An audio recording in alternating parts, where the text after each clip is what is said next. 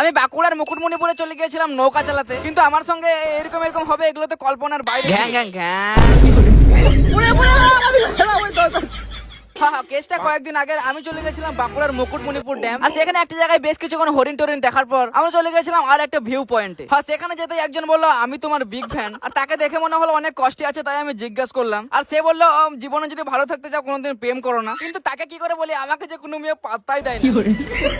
Guys, আমাদের ঘরে তো টাইলস নাই, তাই যেখানে এরকম টাইলস দেখি সেখানে এরকম পিছল কাটতে মন চায়। ও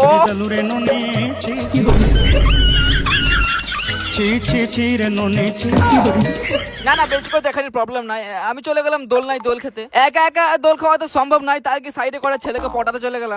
ভাই, আমি অনেক বড় ইউটিউবার, চলো আমাকে একটু দোল খাইয়ে দিবে। আর এরা কোনো মতে রাজি হচ্ছিল না, কোনো রকম কিস্টিস দিয়ে একটু রাজি করালাম, কিন্তু তারপর বুঝতে পারলাম এই শালা ছেলেগুলো আমাকে মনে মনে মারার ধান্দা করছে।